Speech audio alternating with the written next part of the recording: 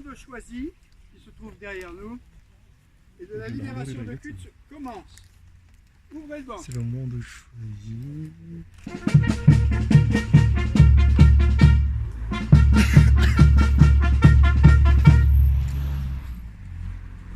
Discours de Madame Nemat Abou Jafar, présidente de l'AMTC.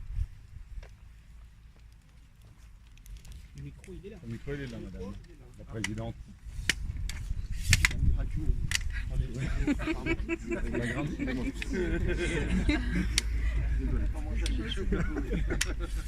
Sinon, je peux vous en donner à la main.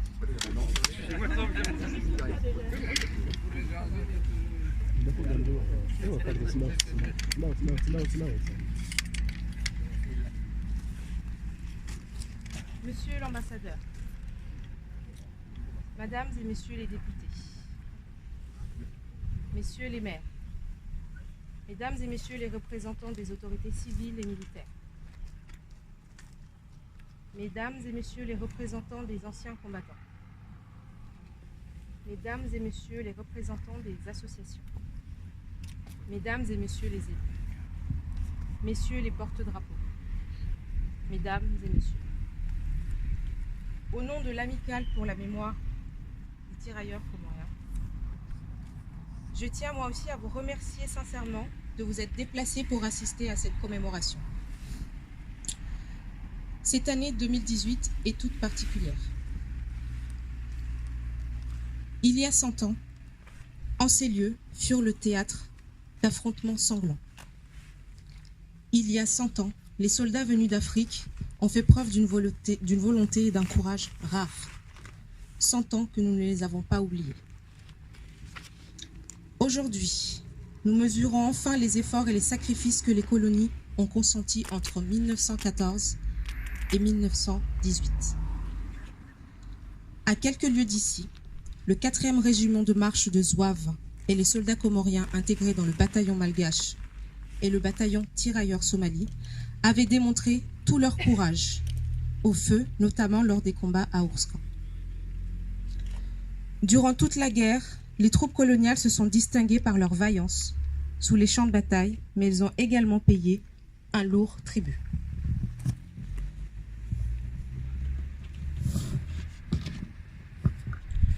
Devant ces monuments aux morts, Zouaves et Comoriens, nous honorons ces hommes sacrifiés pour conquérir des morceaux de collines, pour libérer la France, pour nous permettre de vivre aujourd'hui dans un pays en paix.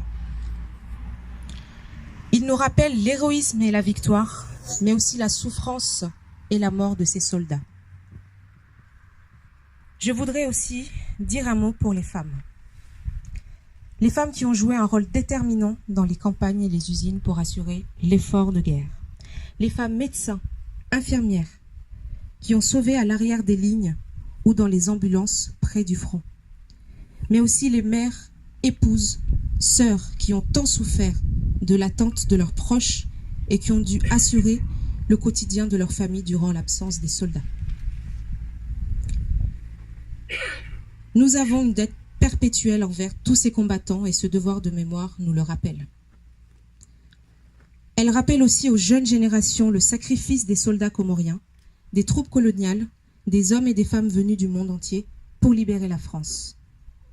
Aujourd'hui, alors que les jeunes Français se posent des questions sur leur identité, il est important de dire que leurs grands-parents ont participé à la défense du pays, qu'ils peuvent s'approprier le souvenir des combats héroïques de ces soldats, qu'ils peuvent en ce lieu venir chercher la trace de leurs aïeux et honorer leur sacrifice. Tous mes remerciements à Jean-Yves Bonnard et Michel Marchand pour leur accueil et d'avoir permis cela.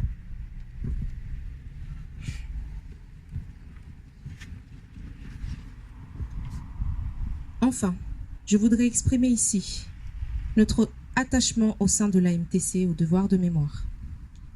La participation de ces hommes venus d'Afrique pour prendre part à la Première Guerre mondiale était d'un courage indéniable. Nous devons sensibiliser la nouvelle génération à cette partie de l'histoire de France qui demeure peu connue en multipliant les actions à valeur culturelle et pédagogique et transmettre les valeurs pour lesquelles des femmes et hommes ont combattu quelquefois et quelquefois donné leur vie. Pour que le devoir de mémoire perdure et qu'on ne se souvienne à jamais de ces soldats. Et cela m'interpelle encore plus aujourd'hui, depuis que je suis devenue maman cette année. Je rends hommage aux familles, associations, entreprises, communes, départements, régions, à tous ceux qui se mobilisent pour transmettre cet héritage aux jeunes générations. Une mémoire que nous devons partager grâce à vous tous ici présents. Honorer pour ne pas oublier. Je vous remercie.